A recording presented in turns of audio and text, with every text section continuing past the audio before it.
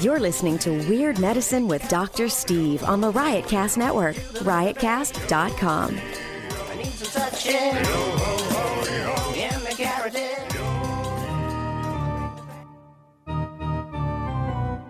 I've got diphtheria crushing my esophagus. I've got Ebola virus dripping from my nose. I've got the leprosy of the heart valve, exacerbating my incredible woes. I want to take my brain out and blast it with the wave, an ultrasonic, echographic, and a pulsating shave. I want a magic pill for all my ailments, the health equivalent of Citizen Kane. And if I don't get it now in the tablet, I think I'm doomed and I'll have to go insane. I want a requiem for my disease, so I'm paging Dr. Steve. Dr. Steve! It's Weird Medicine, the first and still only uncensored medical show in the history of broadcast radio, now a podcast. I'm Dr. Steve with my little pal, Tacie. Hello, it's my wife. Hello, Steve. We're in social isolation together. Yes, we are. No one else is allowed in the studio, so here you are. Thanks for being here. You are welcome. This is give you something to do. Yes, thank you very much. This is a show for people who never listen to a medical show on the radio or the internet. If you got a question you're embarrassed to take to your regular medical provider and can't find an answer anywhere else, give us a call at 347-766-4323. That's 347. Take it away, Tace. Pooh head. Excellent. Is that right? That's right. Look at me. Visit our website at drsteve.com for podcast, medical news, and stuff you can buy, or go to our merchandise store at cafepress.com/weirdmedicine. Most importantly, we are not your medical providers. Take everything you hear with a grain of salt. Don't act on anything you hear on this show without talking over with your doctor, nurse practitioner, physician assistant, pharmacist, chiropractor, acupuncturist, yoga master, physical therapist, clinical laboratory scientist, Stacy DeLoach, registered dietitian, or whatever. All right, very good.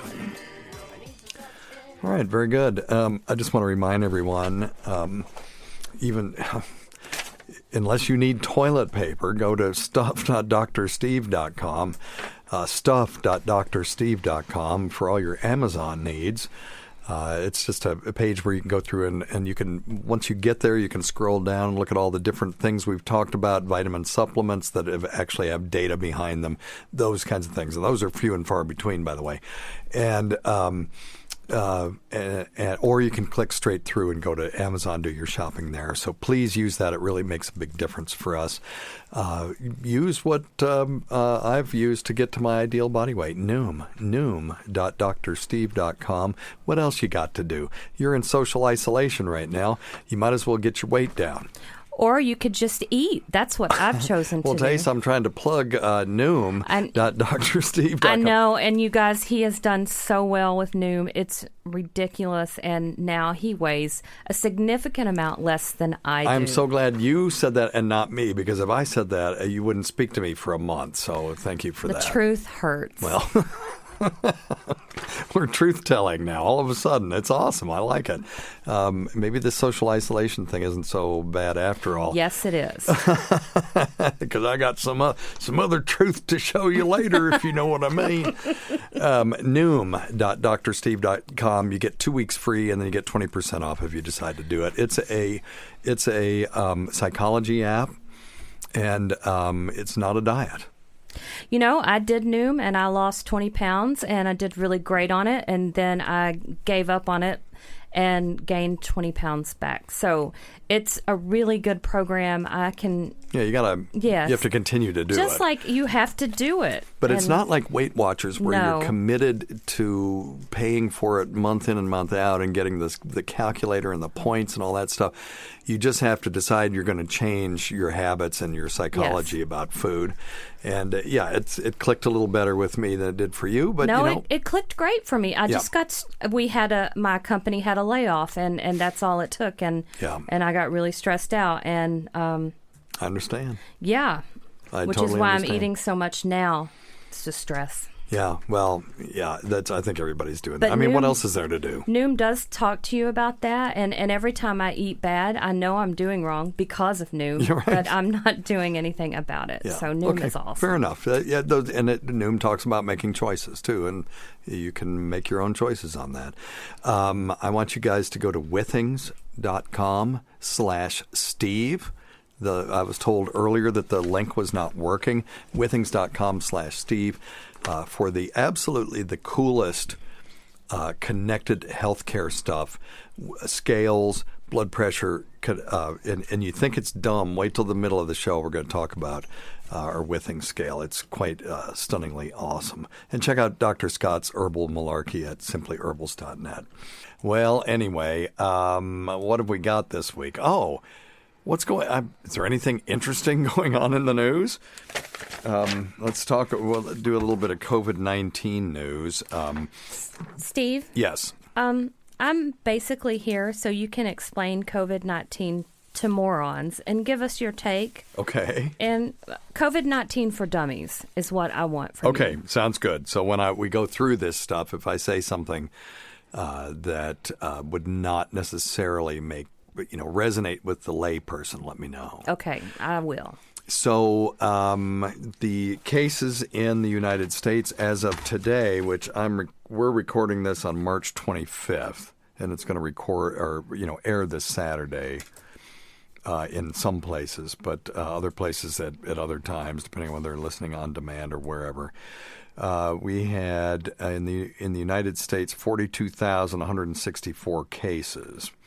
Now, that is 0.128% of the population, which did cross that threshold that I was hoping we could keep things down to, which was China's percent of the population, which is 0.005. Now, I don't know how much testing they're doing in China. One of the issues with this is these are cumulative cases. As they test people and test more and more people as we're ramping up testing in the United States, we're going to catch a lot of cases that we didn't know we had because there are going to be a lot of asymptomatic people that are going to have positive tests, or people that may have been sick last January that show up with a positive test. They get thrown into this pod as well. But, Steve, are we testing people who are asymptomatic here? I mean, it seems... We're starting to. All I've been hearing is how we are so far behind on testing. Yeah. And so we have no idea how bad it really is. Well... And that China was really good at that, and they ended up in a world of hurt. And so... I don't know how good they were at testing, because I'll be honest with you, a lot of the people that are included in their numbers are people that never got tested, that they just presumed were COVID-19. So as of this week or next, we'll have the quick tests for the offices.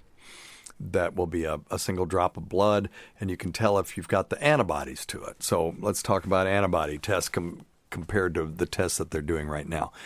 Right now, they're sticking a swab deep down into your nose, and they're trying to pick up viral particles. And what they're detecting is the genetic material of the virus, which is RNA in this case. These are RNA viruses.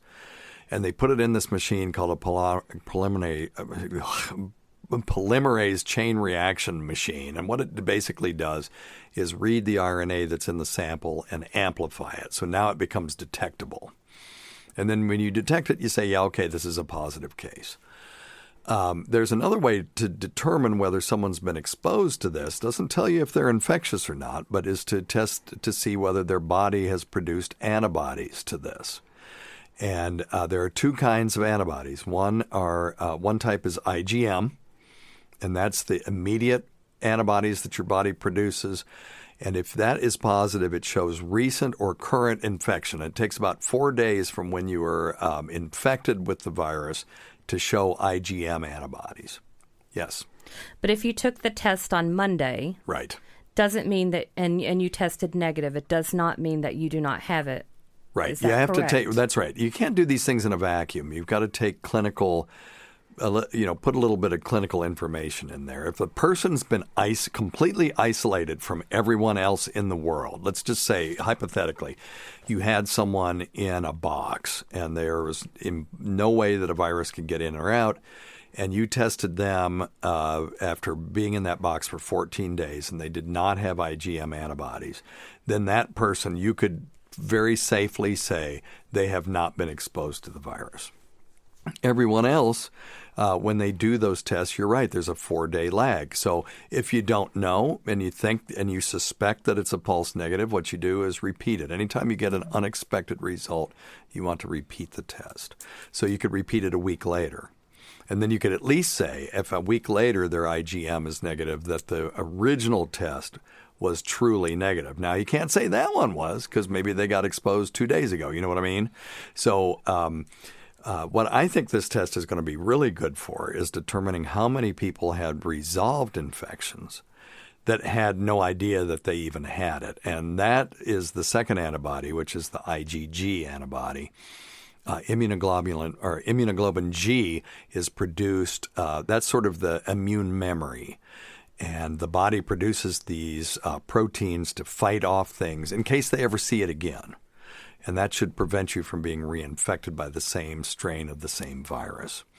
And you can detect those in this too. So what if we just got 328 million of these tests and just tested everybody, particularly when this thing is over, and see how many of those people tested positive for Resolve that didn't even know they had it. So what that would do a couple of things. If let's do a hypothetical. You've got this disease and there's 100 cases and 3 of them died. So the percentage of people, the percentage of the mortality would be what in that case, Tacie? I don't do math. It would be 3%. Oh, okay. Right? Okay. So, but what if there was an asymptomatic population that was 10 times that 100? Okay. So there was really 1,000 cases and 3 of them died. Then the mortality percent would be 0.3. What if there's 10,000? Then it would be 0.03. You see where I'm going with this? Yes. So if we tested everyone in the United States, hypothetically, and found out how many cases we actually had, because that denominator is going to grow, and that will take the fatality rate of this disease down significantly. Does that make sense? So Yes. It started at 3%. It's down to about 1% in the United States, 1 to 1.5%. And we think as we continue to test that, yes, you will see the case numbers increasing. That's not necessarily a bad thing, particularly if most of those people are healthy and do okay. Okay. All right? That Yes. makes sense? Yes. Okay. All right. Yesterday, the number of new cases in the United States actually decreased, but that you can't go on just one day's worth of data. You got to look at trends because, maybe there was a delay in key punching these numbers in at the CDC. It could happen. So we'll keep an eye on that. I am doing a weekly COVID-19 situation report on YouTube. And if you just put in YouTube, the laugh button, which I know sounds crazy. Why would there be a COVID report on a channel called the laugh button? But the laugh button owns Riotcast, and that's the network that our podcast is on. And we are basically simulcasting podcasts and Sirius XM shows right now, just because of the importance of the information that we're getting out there. But if you go there, it's video, and I've got graphs and videos, and I'm going to start making fun of some people saying some ridiculous things and panic mongering and stuff like that. Okay? You good? I'm good. Okay. Are you? I don't know. Do you want to get into that right now? Yeah, sure. Yeah, let's talk about it because people are having a hard time with this, Well, and you're one of them. I usually put about... And I don't mean that in any pejorative sense. I mean, I'm one of them, too. No, I know. I usually put about 500 miles on my car. I am lucky and fortunate enough to be paid to sit at home in front of my computer. Yeah, some people have been able to take their work home, and it's the service folks that we're really concerned about the most. Yes. And however, I really don't have anything to do, so boredom leads to lots of worry. I had an online therapy appointment yesterday, and I had no idea how scared I really was, and I basically cried the whole hour. I'm terrified. I'm terrified of you being out in it all the time. I'm terrified of the kids getting it because apparently it's not as easy on them as originally thought. Well, yeah, let me dispel some Okay. fears on that. So our kids are both under 19. Kids 10 to 19 years old have a 0.2% chance of dying from this. And that was in China. So, it can be hard on kids. There's no question about that. But the hypothesis, I'll just throw this hypothesis out, is that kids don't express the receptors in their lungs like adults do. So the COVID-19 virus attaches to an angiotensin receptor in the body, and nobody needs to worry about what it is. Just remember the name, the angiotensin receptor. And there are blood pressure medicines, like I'm on, called angiotensin receptor blockers that help me keep my blood pressure down very nicely. I'm usually 110/70 all the time. But one of the things that the body does when you take those things is upregulate those receptors, because the body's thinking, wait a minute, I don't have enough receptors. I need to make more. And so there's a hypothesis that people like me are actually making more receptors for this virus to latch onto, but that little kids, particularly those under 10, don't make these receptors in any quantities whatsoever, and that's why they can just shrug this thing off. Okay. So, 0.2% mortality is translating to, 90.8% that nothing will happen. Yeah. Sewage is 2% sewage and 98% water. So this is even more than that. This is 99.8% odds that if our kids get this, they will be totally fine. Okay. So that makes me feel better. I worry so much about all the people we know who are in the service industry. Yep.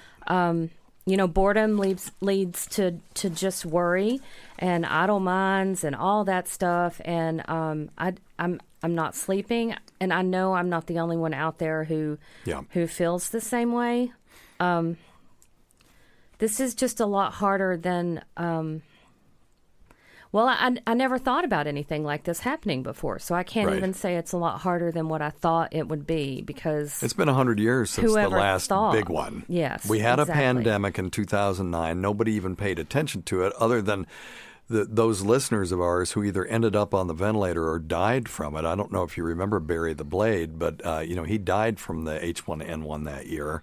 And he was the guy that started the trucker duty bit on this show, where we'd have truckers calling in telling us about other truckers that they knew, certainly not them, but that would take dumps in Walmart bags and throw them out the window. And those are the people who are saving us right now. That's right. Yes, thank you to our trucker friends who are listening to this right now, who are bringing stuff to us. Bring us more toilet paper. But yes, other than that, you really suck at the toilet paper. It's not their fault. I know. I keep reading. There's no shortage of toilet paper. We're making plenty. Well, where in the hell is it?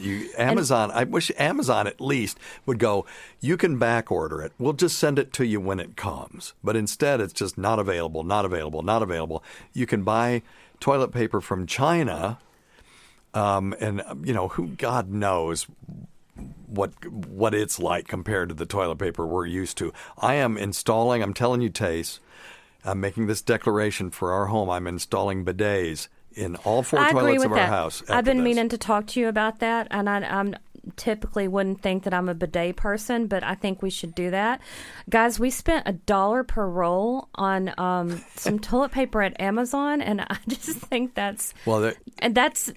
I think it's price gouging. I know Amazon is trying to keep people from price, but come on, $1 a roll? Was that a lot? I mean, I don't... I believe it's a lot. For 24 rolls, paying like $25, I think that's about right. It seems high. But, a roll of toilet paper, your mother uses a whole roll a day.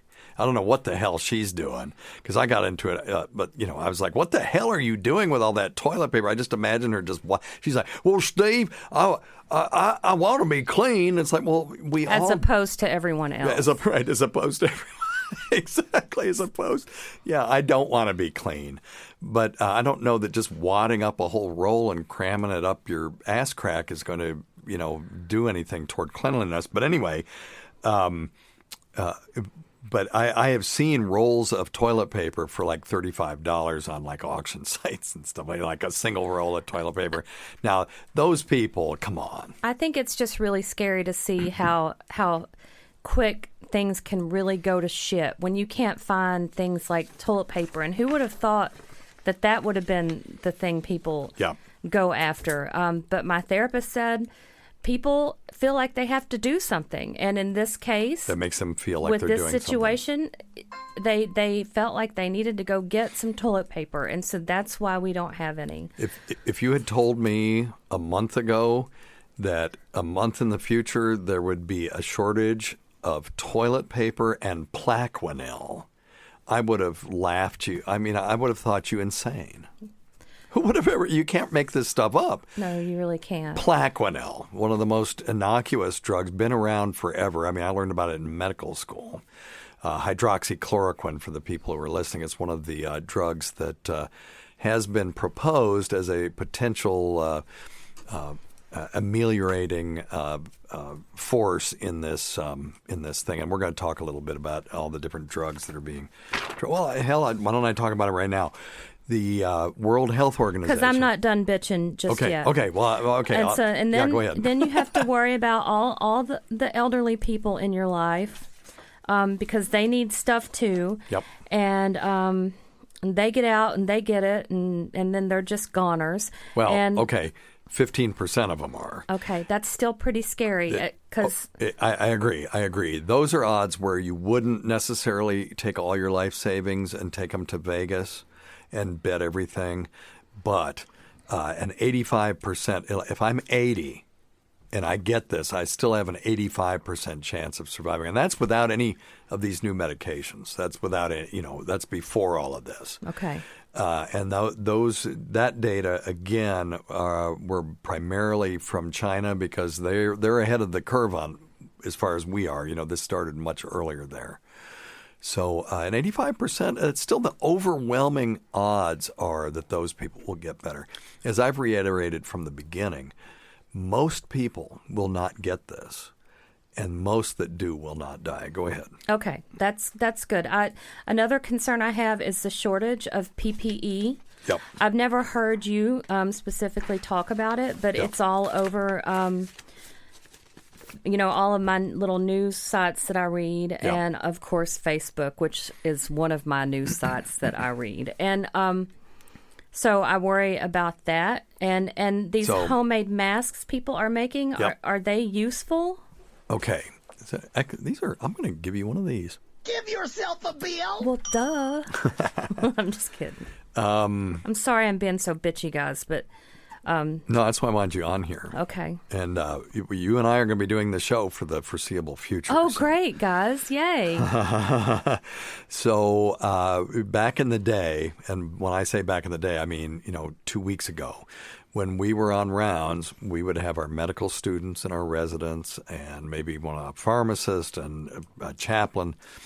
And if we went into a room on a patient that was in isolation, we would all put on a gown and gloves. And if they were on droplet precautions, which would be people who had a pulmonary infectious disease like influenza, you'd put on a mask. And all of us would traipse into the room, and maybe one of us would touch the patient. Everybody else just kind of, looking at the floor, looking at the ceiling, and then you walk back out and everybody takes those off. So that would be 6 sets of PPEs, personal protective equipment, used and wasted, basically. 5 of them would be basically wasted. Now we're not doing any of that. Students are banned now they're banned from the hospital, but at first they were just banned from going into rooms that required PPE.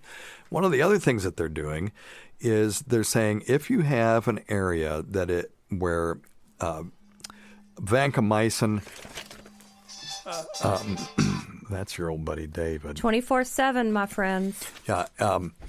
If you're in an area where vancomycin-resistant enterococcus or methicillin-resistant Staph aureus, MRSA, is endemic, you no longer need to wear PPEs in those rooms because we never wore it to protect us.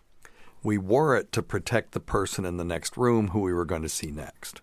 Well, if it's everywhere anyway, and the dirty little secret is we test patients when they come in. They never test doctors and nurses and PAs and nurse practitioners and, everybody else, physical therapists. We're probably all colonized as well. And if that's the case, why use PPEs for those? Just use standard precautions. So they've relaxed the rules on using PPEs in rooms where the people don't have influenza, tuberculosis, or COVID-19, which I think is a good thing. So let's get back to the shortage of it. Do you feel like we have one? In some places, there's definitely a shortage, New York being one of them. Okay. And that may roll out from there to other places. So we've got a hot spot on the East Coast and then a hot spot on the West Coast. And then, if we don't hunker down and socially isolate, then you're going to see those shortages rolling toward the middle of the country till they meet in the middle. Which leads me to my next question regarding... And she's not right. She's not doing this. She doesn't have a written down list. She's doing this from her head. She's very good. You're very... Oh, you did write it down. Never mind. Which leads me to my next question. These are things, I have listened to some of your other podcasts, and they're a little bit over my head. Oh, they are not. You're so much... Well, I guess I just get bored and do other stuff. But, I mean, so anyway, they're saying in New York that it's really hard to find one or two patients in the ER that doesn't have it. Okay. And they're calling it absolutely staggering. And... See, I told you his phone rings all the time. If that one rings again, I'm going to have to pause. Okay, that's fine. Recording. Do you anticipate all of America ending up this way eventually, or is that just because they're so condensed? Like, will we see that here where we're more spread out and far, or what are your thoughts on it? Everybody asks me. Yeah. What your thoughts are on this, and to be honest with you, I don't know, and I know. So I guess, if you can, what is your bottom line thought on this whole thing? Sure. No, I think it's an excellent question, and one of the reasons why we're so concerned is because even though most people are going to do very well with this, let's say mortality is 1%, and that would mean the hospitalization rate would probably be around 5%. Okay, so 20% of people who are hospitalized will die from it. Let's just say that's going to be ballpark. Let's look at the pandemic of 2009. 60 million people in the United States got that virus. 60 million people. Okay. Out of those, 300,000 were hospitalized. 15,000 people died. So the percentage of people that died was like 0.025%. So it was really low. It was a very contagious virus, but it didn't kill very many people, relatively speaking. I mean, listen, every one of those 15,000 was tragedy. One of them being our friend Barry the Blade. Another one almost Richard David Smith, the third, the owner of Hyperphysics, because he ended up on the ventilator with it. So, every death is tragic, no question about that. Well, 2020 flu. 50 million people have gotten it so far. We've had 50,000 deaths, 710,000 hospitalizations. So that's a death rate of 0.1%. So if this thing is 1%, right? Yes. That's 10 times more than that. So let's just extrapolate those numbers. So you're talking 500,000 deaths, 7 million hospitalizations. Well, we only have 100,000 ICU beds, and they've got other people in them. There's other people in those beds right now that don't have COVID-19. So the concern is that this would overwhelm if it all happened at once. Because that was England's strategy, and we've got a phone call about that in a second. England's strategy, it was trying to let everybody get it and let the chips fall where they may, but then they realized that was not an effective strategy because although you would build up herd immunity, you would get a lot more people sick, and it would just overwhelm the medical system. So now you've got a medical system that's overwhelmed. Well, what if you get appendicitis? Or if you get scarlet fever, and there's no place to put you in the hospital. Now, all of a sudden, people are, having serious illnesses, even death, from things that we could easily treat normally.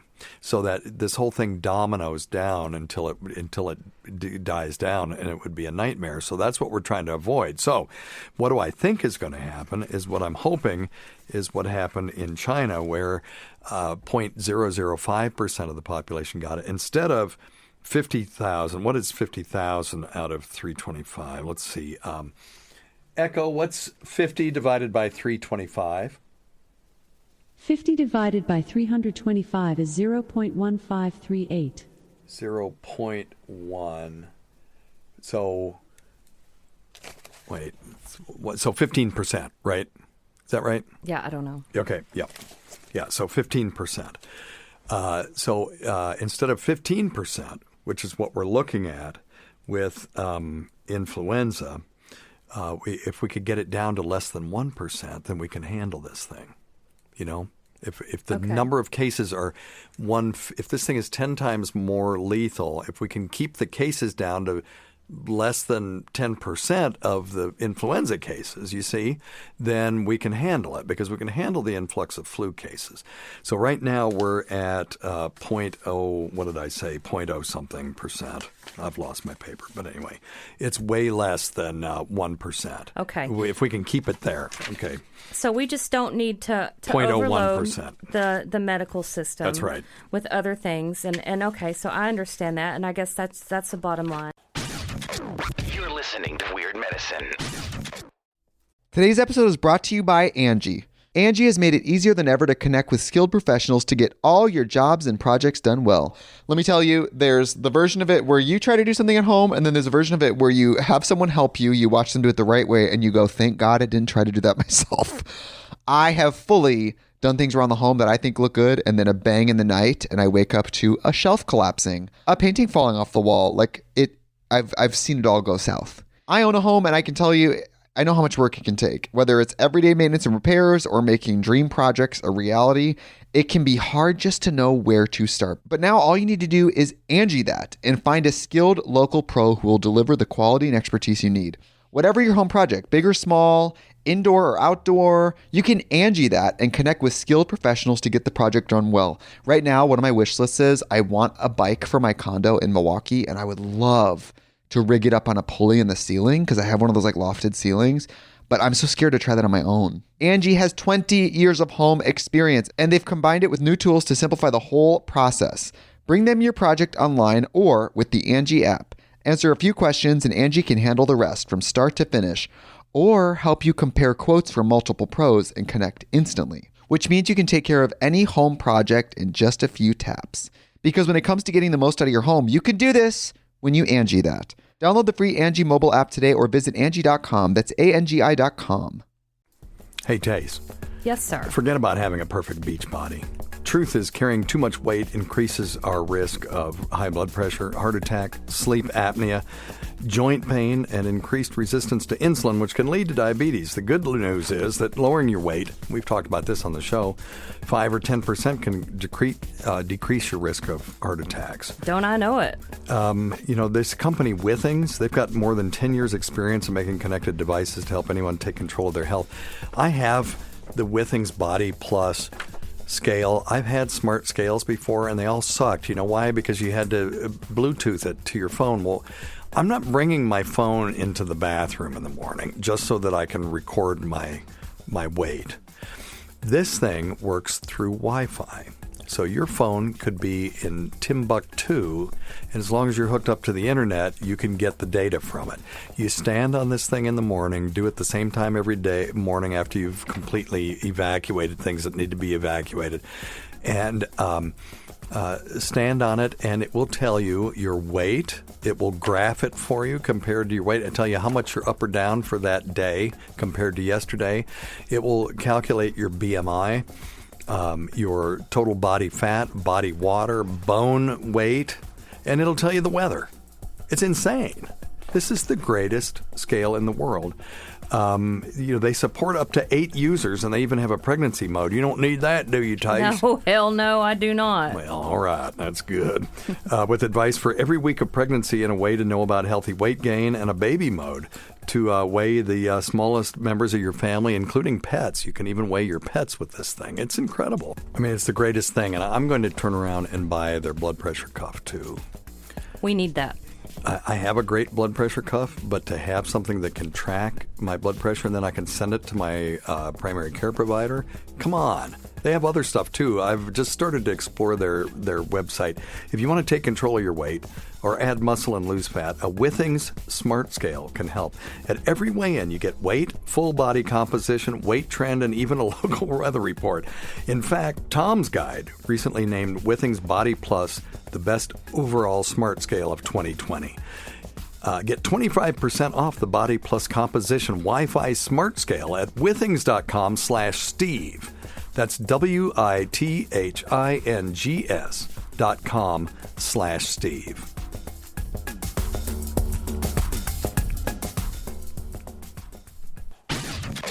You're listening to Weird Medicine. I've also been worried about ventilator triage. Yep. I mean, these are things that, if you can't sleep between like midnight and 4, that you you think start about. thinking about these things. Yeah. And how we just don't have enough. Well, let's. We've got a phone call about that. Let me get the Ronnie B disclaimer first. Number one thing, don't take advice from some asshole on the radio. Let's. We've got a question just about that, Okay. so that you don't have to carry all the weight. Yeah, Dr. Steve, I have a question. I have a CPAP machine. Just wondering if that would hear a lot about the shortage of ventilators. Wondered if that was sort of on the same line. Thanks, man. That's a great question. Yeah. So he's wondering if he could maybe, I'm guessing being altruistic, donate his CPAP machine if somebody needs it. Now, so CPAP stands for Continuous Positive Airway Pressure.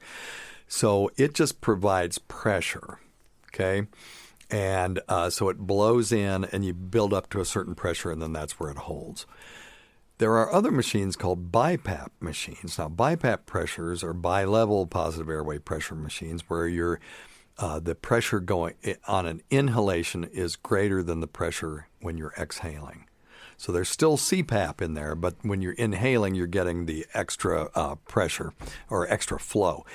So now a BiPAP machine would most likely be more effective for somebody with respiratory failure than just a pure CPAP machine. So when we got someone on the ventilator, we're always, before we take them off the ventilator, put them on CPAP, put them on continuous positive airway pressure, see if they can handle it, and then take them off. But if they're not ready, they'll start breathing fast and their heart rate will go up. So CPAP alone isn't as effective.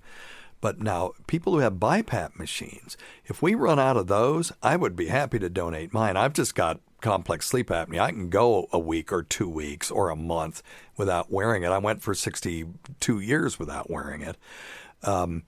If those things would help. So if we get really desperate for the people that have the lower level respiratory failure, you can keep them going on BiPAP for some time. I also understand that like some of the industries are repurposing their factories to make ventilators. And a ventilator doesn't have to be the $100,000 machine that we have in these hospitals right now. They can make cheap and dirty ones. And when I say cheap and dirty, meaning they don't have all the bells and whistles, but they would still work great. And heck, we've got tons of cuirass ventilation machines. Those are the old school iron lungs. They're now made out of plastic, and you can wear them. But that could help for people with borderline respiratory failure as well. So yes, it will be an issue, and I'm we have ventilators in every operating suite too, and we're not doing elective operations right now. So that we could repurpose some of those as well. So we'll be able, if we can just slow this thing down so that the flow is nice and even and not, heavy. You know the difference between light flow and heavy flow, right, Taste? And, yeah, I sure do, Steve. Heavy flow is not good. So we want nice light flow. We want a nice menopausal flow, perimenopausal flow. okay, of patients. If we can do that, we can keep the death rate down, and we can keep from overwhelming the medical system. And having to make those types of who's going to live or die that's decisions. Right. We have never done that in this country. We have such abundant medical supplies and access to care, despite what a lot of people think. You can still, it doesn't matter if you have no insurance or if you owe the government $1 million, you can still go to the emergency room and get, care for your heart attack and get treated and get catheterized and all that stuff. They'll just settle up with you later. But you will, we've never in this country used this thing called the principle of distributive justice. And distributive justice talks about distributing resources to the people for whom it will do the most good. Because the problem is, who's making that decision? Who's the most good? Is it some politician? Is that person's life where, we shouldn't be making those kinds of decisions. So, if you've got a 90-year-old with stage 4 cancer and they want CPR and you do CPR on them and they end up in a coma and they're on a ventilator for 3 weeks, it's just done. No one has that conversation that says this shouldn't happen. We may talk to people about, this patient may not want this and it's okay to withdraw treatment if you're in a futile situation. That's not the same thing. But you're right, to be in a position where now we have to say, wait a minute, we're going to save your life but not yours. That's a position we never want to be in. And one more bitch point. Yep. I'd also bitch like away. to say I love that it. I am praying for every family who has teenagers in the house. I got my... No, it's not funny. I got my children up, or you did today, at 1:30, and that's the earliest No, they've been I got up. them up at 8 o'clock, and when I came home after between doing my interdisciplinary team meeting and going to another meeting, they were yet to bed. Yes. So they may have rolled over at 8. So, and I, although am in a house full of 2 teenagers, somebody has got to talk to me at some point. Yeah. So that is why I'm so grateful that Steve is at home, because it is really hard to be hunkered down. Yeah. And yeah, it is. So, what are things people can do? Netflix and Hulu has been nothing but praise awesome God for us. for Netflix Yes, and Hulu. Absolutely. Give yourself a bill. They've got to be doing big numbers right now. And I'm looking forward to 9 months from now seeing this increase in childbirth that's going to happen. And as people are stuck together and we got nothing else to do, we might as well do it, Myrtle Jane. And what else? But what can people do, Tace? What do you think? I don't know. Being paid to work from home, I typically stare at my computer all day so that at least I'm somewhat earning my paycheck. I have a little bit of things to do, but it's not a lot. And FaceTiming has really helped. There's a lot of people who, and I would have never FaceTimed anybody a week ago. Yeah, she's been the FaceTime queen. There's no a lot of people still have not caught on to that, but it's just so good to see other people's faces, whether they've showered or not. Yeah. I do think showering and getting ready every day is important. It kind of brings some sense of normalcy to your life. But I think establishing a schedule. As far as having the answer, I don't. And I would like to have some suggestions as well. If you all have suggestions for my wife, it would make my life better and making her life better. If you have some ideas, I've got one for people. If you've got a nerd friend that's stuck in the house, particularly if they're quarantined, buy them an Oculus Go. They're like $110. It's virtual reality. You can even set up scenarios where you're outside or you're in a museum and you're walking around and doing other things like that. I think virtual reality would be something for the people that have it and can afford it, would be something that would help. That trip app that we talked about, Nanea Reeves from tripp.com. Check that out. If you have a virtual reality setup or Oculus Go or Oculus Quest, that's a great way to get yourself out of your head for a few minutes. And I played a new ninja game last night, Tace, that you need to try. Okay. I would love to come home and see you just bisecting some fools playing the ninja game with the virtual reality machine. I also think exercise. I mean, I know that's important, but I am not in the damn mood right now. Yeah. Yeah. That's the last thing I want to do, but it's the first thing I need to do. And so I understand that, too. Let's talk about the new WHO trial real quick. If you want to know what people are doing about this, the World Health Organization started a new trial called Solidarity, and that would be Solidarność in Polish, if for anybody that was alive during the 80s. They're going to be looking at a series of medications, one of them Remdesivir. That's the one that we've been hearing about. This is they tested it Remdesivir during the Ebola outbreak. It didn't show anything, but it did show some benefit at my alma mater at University of North Carolina Chapel Hill in test tube and animal studies that could inhibit coronaviruses that cause SARS and MERS. So there's been the first COVID-19 patient diagnosed in the United States, which was a young man in God, how do you pronounce that? Snohomish County in Washington was given Remdesivir when his condition got bad, and he improved the next day. Now, that's just anecdotal evidence. That's not evidence, okay? But didn't hurt him. So they're doing phase 3 trials, which means there's thousands of people getting this stuff. We should have preliminary results within 2 weeks to a month because the phase 3 trial has been going on for a while. So I'm hoping that we'll get something really interesting there. They're also decided, because of the President of the United States, to be honest with you, and pressure from other people, they added chloroquine and hydroxychloroquine to that arm. There was one recent trial that was rather disappointing when it came to use of chloroquine. It was a very small study, and they were very sick people, yes. Okay, so this chloroquine and hydroxychloroquine? Yes. Okay, so what are the differences? I mean, not chemically. Yes. But like brand name or... Gotcha. Chloroquine is a medication that has been used in the past for malaria prevention. So you would go to a malarial endemic area and start taking chloroquine. Okay. When you take it every day, day in and day out, there can be some significant adverse effects.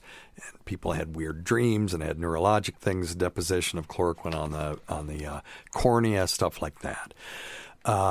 Then they developed hydroxychloroquine, which is chemically almost identical. There's one hydroxyl group on it that's different. And it turns out that it's pretty useful in things like lupus and rheumatoid arthritis. So that's Plaquenil? That is Plaquenil. Okay. You know somebody that's on Plaquenil. I know somebody. I mean, I've prescribed Plaquenil for decades now. And people take it every day, and it's very well tolerated. So this sort of fear-mongering where there was a study that said, well, one person died from drinking the drug that Trump is proposing, and what it was they drank aquarium cleaner. Yes. And they got a lethal dose of chloroquine, and it says on it, not for human consumption. So listen, y'all, we talk about this all the time.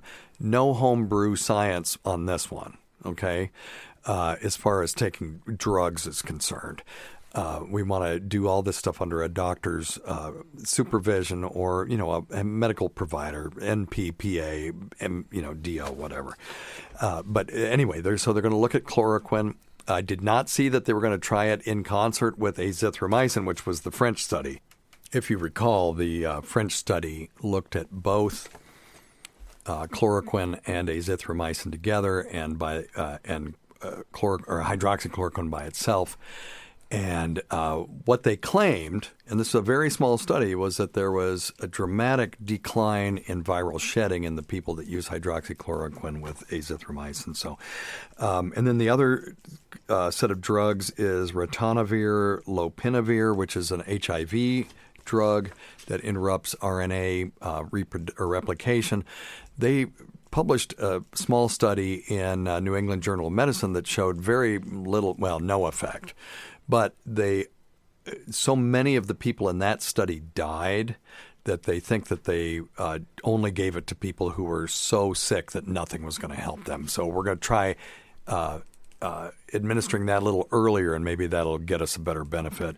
And then the last leg of that one is going to be the ritonavir, lopinavir with interferon beta. And interferon beta is just a molecule that's involved in regulating inflammation. A lot of the people who die from this have a thing called cytokine storm. Because and that's just a sign of what we call hyperinflammation. So when the body attacks these viruses, the white blood cells come out in force and go, get the hell out of here. And then they will release these inflammatory factors called cytokines. And those will go everywhere in the body. And if you release too many of them, some of them will end up in the kidneys and cause inflammation there. And then the kidneys shut down in the liver, and the liver shuts down. Because there's no reason for these people who just can't breathe to get multi-organ failure. And one of the things that's posited is that maybe that interferon will help with that cytokine storm, or perhaps hydroxychloroquine could help with that. And there are other anti-inflammatory drugs that could be used that are not steroids and not ibuprofen. They're in a separate class altogether, and that may be able to prevent that cytokine storm. So even if the people got that sick, they could give them these medications and just wait till their body healed and their breathing got better and get them off the ventilator. The rough part of that is that could take 6 weeks. That's what I was going to ask you. So all of this will be raring to go and open back up by Easter, right? Well, okay. So look, the worst thing that any of us can do, and I mean all of us, and that means everybody in government or anywhere else, is start to politicize this thing. I know. So you can set goals. Hey, we would like this sector to be back moving again. That's my goal. That's not necessarily saying, hey, that's what we're going to do, because, Anthony Fauci said, hey, all this stuff is flexible. We just got to see how it is. But we can set goals. I'd love for this thing to be over in 2 weeks. If we get a treatment that can reduce the duration of this disease by half and reduce hospitalizations by 90%, this thing kind of will be over at that point. But we got to have that data, and I'm not anywhere saying that we've got that or we're close to it. But if we get that, that's what it's going to take for this to be over. That or just huge herd immunity. It seems very unlikely to me that some drug will be proven well enough to be a cure by that time. Right. I mean, it just... Well, the Remdesivir trial's been going on for some time. Okay. And then you're right, though. I mean, I don't want to I would love to go out and have dinner at Easter or have... Sure. I mean, my God, I hate to say this, but have my family over at Easter. No, that's the one plus side to this, is we don't have to mess with your family. So, I mean... Yeah, there's a silver lining everywhere, Tacie. There is, Steve, and But I think that is extremely ambitious and may not be real world in any sense. But it's good to have goals. We need to have some hope that we can get through this, because even the 1918 pandemic eventually ended. It had 3 waves. It had a wave in the spring. In the winter, and then I think in the spring, and then in the fall again, or it was either that or it was spring, fall, and winter. And, it just kept hitting harder and harder. We need to be able to respond to these kinds of situations and viruses much faster. Of course, back then they barely knew what a virus was. They didn't know what hit them. And we've got so much more technology and so much more ability. I mean, it used to take 17 years to produce a virus. We're going to have one in under a year for this. And they actually synthesized the vaccine particles within the first couple of weeks. And that's outstanding. One thing my therapist, here's a little free therapy for everybody. Okay. He said, just...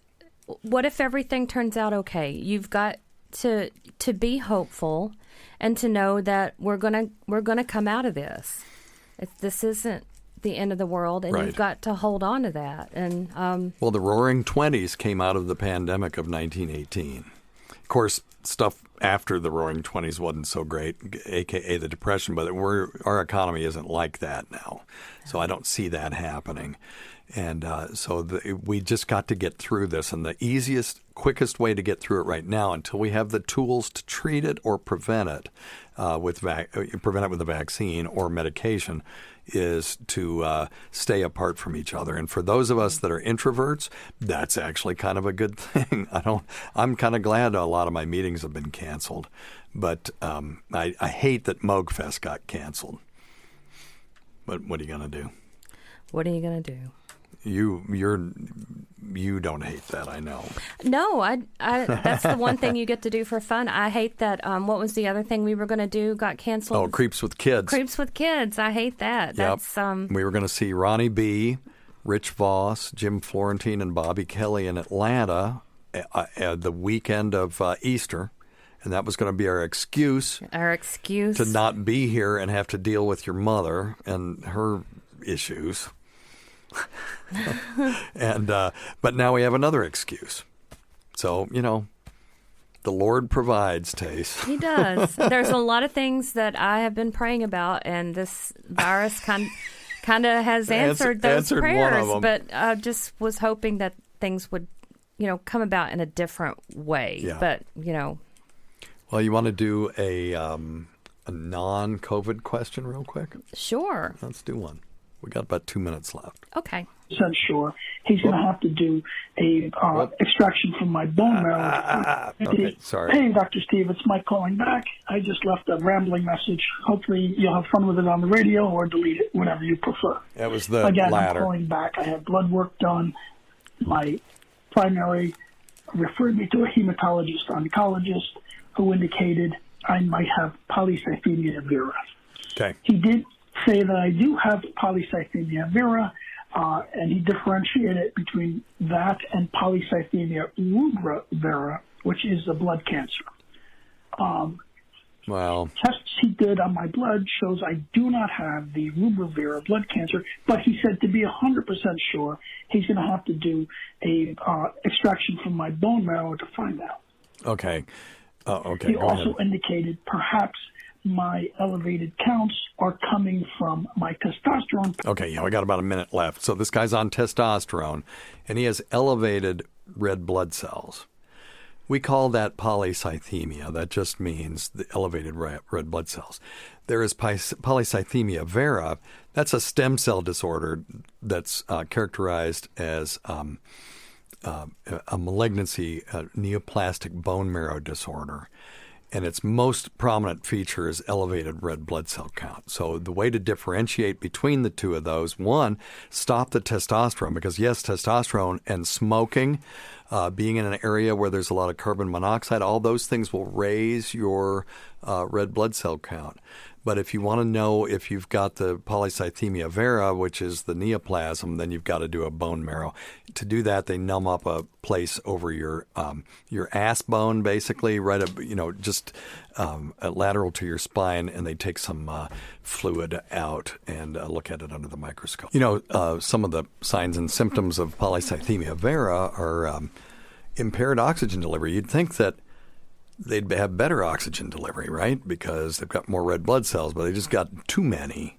And too many of anything is not necessarily a good thing. So they cause sludging of the blood, which leads to headaches, dizziness, vertigo, sometimes ringing in the ear, sometimes changes in vision and stuff like that. Even if they're prone to it, they can get chest pain, true angina, because it's actually clogging up some of the smaller arteries going into the heart sometimes, and what we call intermittent claudication. Claudication is when people have pain when they're walking, right? And then they get their legs cramp up because they can't get enough blood supply to them. A lot of times, 75% of people at least will have an enlarged spleen in that case. If you've got testosterone that's just increasing your blood counts, you're not going to have that. They may have enlarged liver and high blood pressure and stuff like that. So if your hemoglobin is greater than 16 in men, or your hematocrit is greater than 49% in men. So do you know what the hematocrit is, Tace? No, sir, I do not. Okay, so the hematocrit is the percentage of blood that's actually red blood cells. So what you do is you have this little tube, and you spin the blood down, and then the old school way to do it was just measure it. And you would measure the height of the total column. Let's say it was 10 inches. And then if the height of the column of red blood cells was 4.5 inches, then it was 45%, right? Sure. Oh, Jesus. There's a limit, Steve. Everybody has a limit. All right. So anyway, that's what they're looking for, is an elevated hematocrit, meaning that you've got a plethora of red blood cells.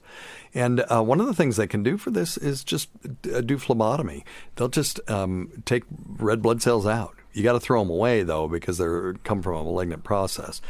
But, this isn't like having some sort of cancer. I mean, sometimes they'll do what we call cytoreductive therapy, which is medication to just kill off some of those cell lines. They'll do that in people who are at really high risk for clotting and stuff like that. If they have painful spleen, they will remove the spleen sometimes, because when you're an adult, you can get away with that. But most of the time, treatment consists of just drawing off blood. There's also a medication called hydroxyurea, and that's used as a cytoreductive agent. And there are lots of other alternatives as well. And the hematologist will be the one that will walk you through all of that, okay? All right, you got anything else to plug?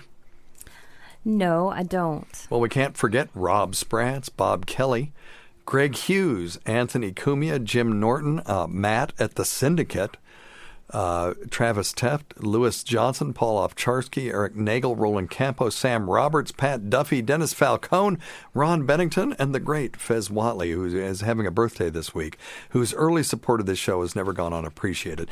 Listen to our SiriusXM show on the Faction Talk channel, SiriusXM channel 103, Saturdays at 8 p.m. Eastern, Sunday at 5 p.m. Eastern, on demand, and other times at Jim McClure's pleasure. Many thanks to our listeners whose voicemail and topic ideas make this job very easy. Go to our website at drsteve.com for schedules and podcasts and other crap. Until next time, check your stupid nuts for lumps, quit smoking, get off your asses, get some exercise, wash your hands.